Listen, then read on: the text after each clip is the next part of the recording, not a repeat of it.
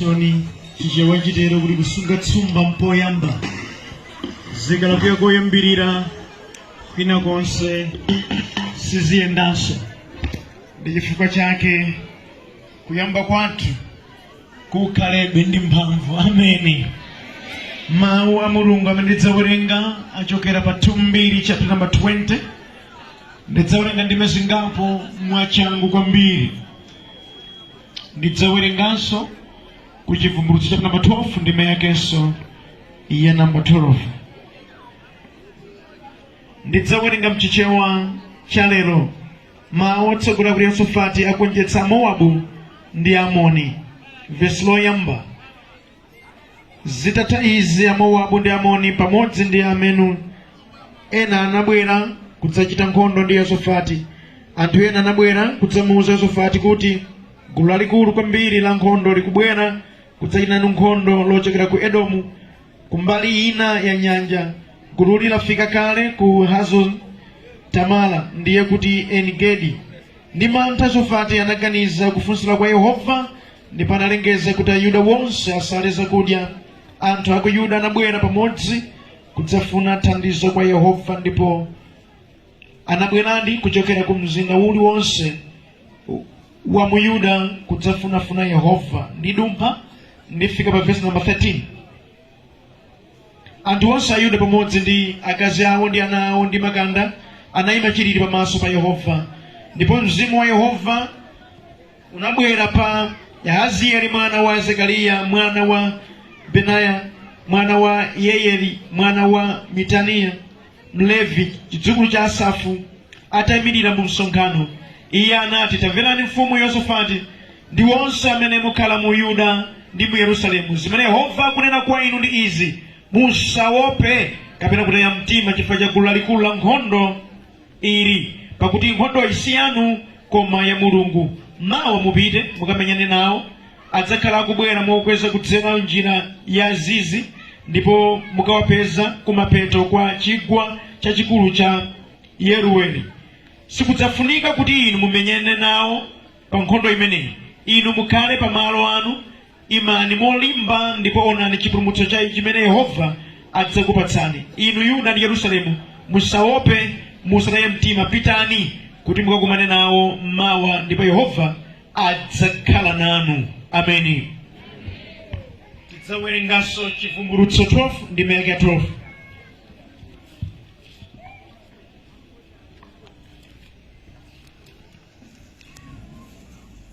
Mawu a Mulungu akuti, choncho kondwerani inu dziko lakumwamba ndi wonse okhala kumeneko, koma tsoka dziko lapansi ndi nyanja, chifukwa mdierekezi wagwetsedwa kwa inu.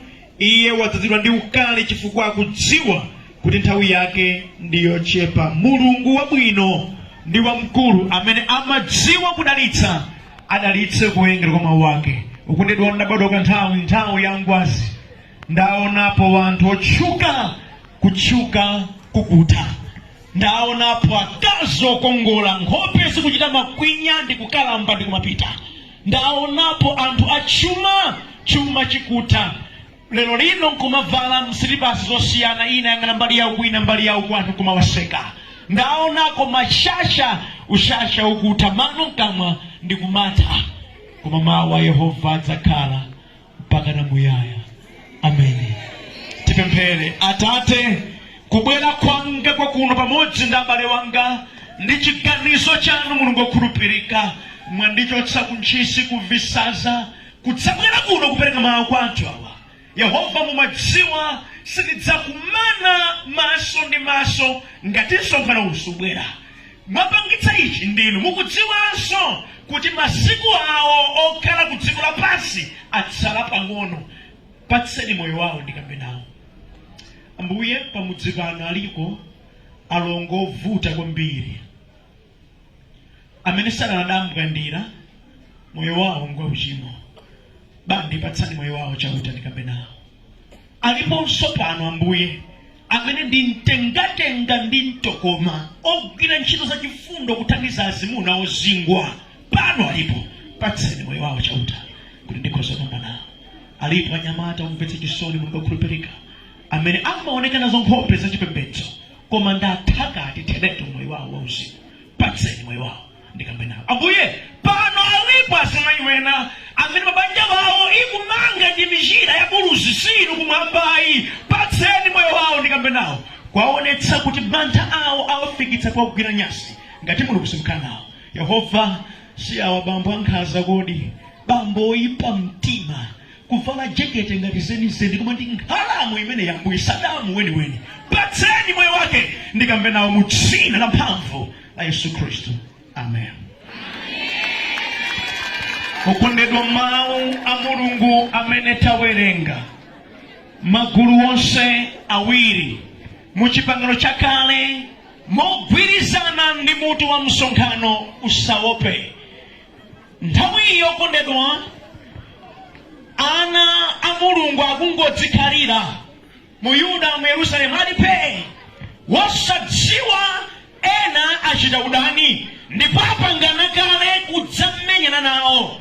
Iwo amakamva uthenga kuti hey mukupusa bwino zili ukusindizo mapulani okuonongani achitika kale akufuna kuti akumalizeni. Mfumu idachita mantha koma ikundigwira mtima pa mantha ake idafuna kufunsa kwa Yehova. Ameni.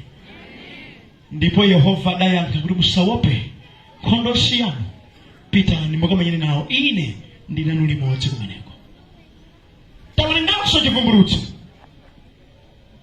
Malemba akunena kuti ndinamva mawu kumwamba kukondwera kuti kondwerani kumwamba inu popeza chisatana chimene chinagwedeza kumwambako achigwetsa ku dziko. Nawo akuti koma tsoka mtunda ndi nyanja chifukwa mdierekezi ali kuti kodi ali konkuno. Ine pena ndimati kuti mawuwa afuna nge kuti chani zili ngati kuti kutenga nkhuku nkuyika mukhola nkutenga chivumbwe nikuchiponya somwemo ndiye kuti nkhuku chanjera taponyamo vumbwe bwenimo. Nkhuku iyo itani zooneka ngati zovuta, situation yake yooneka ngati yopweteka. Koma nota mtatsenani ngakhale Satana ali ndi ukali wotere, ngakhale mdierekezi akudziwa kuti nthawi yamuthera, koma dziwa tili ndi Yesu otipulumutsa. Ameni. Haleluya. Maphunziro ochepawa madzulo ano popeza ndimene chidzulo sitalika. Tamvani abale wanga, mufune musafune ku dziko lapansi adani wanu aliko amene mdierekezi amachita kuwakonza daladala. Mungakhale abwino bwanji mmachitidwe anu, mungakhale asmart bwanji, dziwani muli ndi mdani Satana basi amene sakufunirani zabwino. Ndimati ndikambe nanu mukamadya bwino si onse amakondwera, ena zimawanyasa. Mukamavala bwino si onse amakondwera, ena zimapweteka. Chifukwa chani maneba kuti Satana ali nawo ukali waukulu pa inuyo, yeti inu ndinozali kuti wasalakwa. Tapetsanani alipo watu ena amene amatangwanika ndi moyo wanzawo ili nazawo palipo chimodzi chimene adala kwapo. Palipo chimodzi. Ndani chiyani akugwiritsidwa ntchito ndi nani kodi? Satana. Ndikugamba ndiwena pana mangojama yanzawo. Umboni mpastatus milandu yokayo maika penya kuno mayiwe milandu yokayo kapastatus milandu yokayo nzamwasa chene tanga za China anga pachapata yoli nacho. Ndio mwe wakabwera kuchali ichi basi ambwesa ananena kumafina ngati zoona. Tamvetsani akugwiritsidwa ntchito ndi Satana ifo mdierekezi ndi ndani wabwino. Dziko lapansi okondedwa ungalimbike bwanji mdierekezi amapangitsa kuti zako zilimbe. Ndikuyankhula pano ena alipo okondedwa amapemphera zoona koma banja lawo sili kuyenda, amalimbika zoona koma kuchita kwako ndi mavuto, amayesetsa koma nawo si zinthu, amayesetsa. Ndikuyankhula pano sadakwaniwebe boyfriend alinaye pano zapakaniso kuvuta. Yesu ndiye thandizo lako mchemwali wanga. Dziko lapansi lili ndi udani wakulu. Okondedwa ndimadindika mbenando nkhanza zimene njerekezi amachitira wanthu ku dziko kuno ndizofunikadi anthu wamba achite mantha. Koma mawu a Mulungu akuti usatani kodi? Usaope. Haleluya. Tandimvetsani. Monga mama amachemwerenganso amene Yehosafati akumana ndi zoopsa zoyenera kuti achite mantha, zoyenera kuti achite magayigayi. Koma tamvetserani, zoopsa zitafika popeza nkhanza aliko anali ndi kothawira kwa Ambuye. Funso kwa neba mukakumana zothina mathawira kwa ndani tafunsani. Tapanikiza tsanga kumenyeni mpamba pemphero pano. Mukautinidwa mumapita kuti. Haleluya. Ndimati ndikambenano okondedwa mavuto a dziko lapansi ndambiri zedi manemanenetsa pena masautso olungama achuluka koma Yehova wananditsa mzonsezo. Mavuto ku dziko sindingathawe aliko popeza Satana ali kuliwodi aliko mkulu. Koma kuti zikamakupeza zimakupeza ngati ndani umadalire chiyani. Ndimati ndikambe si wonse amene amakula mtima nkuli amadalira Mulungu ayi. Ena alipo amadalira nyanga magadi ena chifukwa amatamba ndi fiti kwambiri. Ena chimene amalimbira mtima ali ndi ma connections pazimene zonso. Koma tamvetserani, mawu a Mulungu akutilimbikitsa kuti Yehova amathakulola zofinga zifike, zotipeteka zifike, koma iye amakhala thandizo basi. Amakhala thandizo. Tamvetserani, wamwayi ndiye amene akumudziwa Mulungu wake. Chimene chimakupangitsani kuti mulimbe mtima kuti ndikhoza kupita pachitsogolo nchiyani. Ndimati ndinene pano kuyenda bwino kwa zonse zimene anthu zikutichitikira si zonseso zimene zachilungamo. Andinene pano wena muli pa banja lake lochita kulanda si la chilungamo. Ena muli ndi boyfriend mwachita kuhanga si wanu ayi mwamenya spare wheel mwatakata. Ndiwe muchithu iweyo si wako ayi. Usikukanga nisimuyenda kwa sachilungamo. Wena muda ya kupira ntchito mukuyamba ntchito koma no ntchito yake mudachita choipa. Mboni kulesa usikuta kwake mmadziwa kuti ndiyambe ntchito ine ndipa chapa. Ndipati ndikambe iwo amene akumana ndi chopinja moyo mwawo nanena kuti chopinja ichi ndipita kwa Ambuye ndi amene angakambe umboni wona. Koma ena maumboni awo ndi afeki. Haleluya. Ineyo dedi ine mukudziwa sindimapeza ntchito mwatsopano ndinapeza ntchito udayipeza bwanji. Ndi Yesu. Ine monga mukudziwa ndamba kuchena kodi amene akuchenetsayo ndi Yesu. Muda kutidwa zona umboni ukapereka muchechi ndikuperekera umboni Ambuye wamba kundidalitsa zanga zayenda Ambuye wamba kundiyendera yeti okupakitsa ndalama zonse ndi mamuna wa mwini wake ndi umboni. Udava kuti mandambeta. Udava kuti Yehova amalephera. Ndofandika mbena nokondedwa fumu itaphinjika zitafika popweteka idali nkothawira. Kothawira kwa nani? Kwa Mulungu. Haleluya.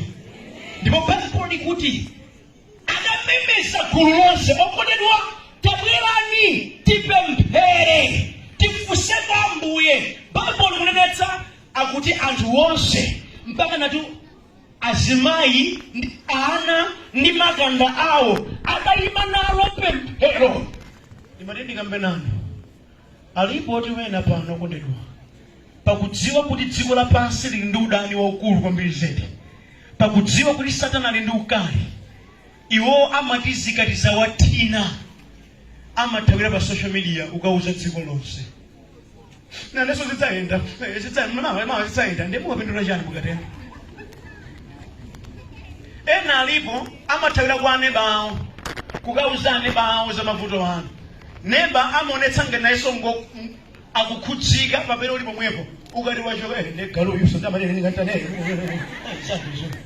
sipachite wamaindiye amene akakumana nazo sachita mantha pakudziwa kuti kumwamba kuli nani kodi.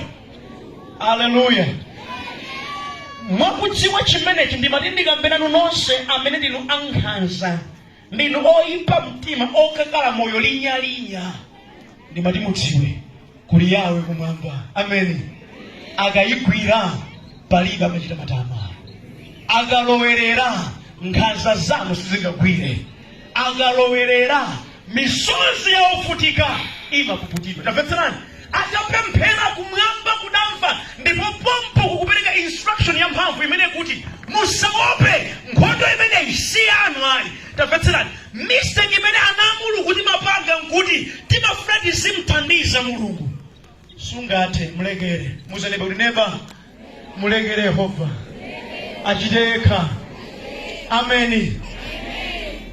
Nonse amene muli babanja ndipo amuna ano amaveka ndi nkhani zina za zibwezi. Foni yawo mapasiwedi ni 2 million simukathe kumasula.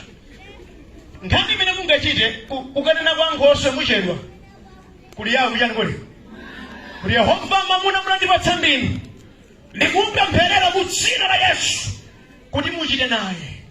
Ndipo mkazi amene akudya ndalama zanu nangawa chita nayeni pakapo pamene pakudya zimenezi payanganeni Yehova achite yekha yemwe. Amen. Achite yekha Yehova ndisimene adachita Yehova sadadimane nazo chifukwa kuti achite ndi manja ake sakadata adangopatsa Ambuye. Amen. Ndikudziwa mukumana ndi ziphinjo zambiri, mwina kuntchito kwanu, mwina mdera lanu, mwina mbanja mwanu, mwina kuti kudandaula chabe sithandizo. Mpatseni Yawe achite nazo. Tamvani kuyankhula kwa Ambuye kunena kuti mawa mupite ndipo mukakumane nawo, musachite mantha okutidwa ukadziwa kuti ali ndiwe ngwamphamvu suchita mantha. Hallelujah. Suchita mantha. Ndimanena pena zinthu izi ndili kunchisi munthune kunchisi kumene mitengo timagwiritsa ntchito yotha komanso ntchito zina ndi zina. Nditatumikira pena zimayi wina akutabusa ndakhudzidwa mtima, ndakhala chipsinjo koma mwamuna wanga nthawi yayitali tidamuyika mbotolo. Ine ndimangova m'masocial media yangu zoti wikana mbotolo ndali msadauli ndikuti chemwa mukhoza ukatenga akuti zotenga ngakhale kuti adani ndiuze kuti ngakatenga ndikuonetsa munthu idzafa. Tamvetserani, sindikuopsezani ayi, ndikufuna kulimbikitsani. Chinampangitsa mlongo wangayi kuti akafike pomuyika mamuna mbotolo ndi mantha kuti yena andilanda. Chikupangitsa kuti azimayi azidyetsa michira ya buluza amuna wawo ndi mantha. So ngati iwe sudzikhulupirira ziyenda bwino. Tamvetserani, atakatenga ndidadabwa botolo la kuche ina udadakalipo kuche nduni ndekuti chili mkatipo chinali chachikulu kuposa pakamwa pa botolo. Tidapemphera Ambuye adakwanitsa kumasula. Tidanyuphwanya adayankhula statement ya mphamvu mzimayi akuti kuyambira lero pamene amuna wanga ayambe kupanga chiganizo nthawi yonseyi samapanga chiganizo. Mukamawaona alinu azibambo wenawa umaseka zina zilizonse adawayika mbotolo mkutego. Akufunika Yesu awamasule. Hallelujah.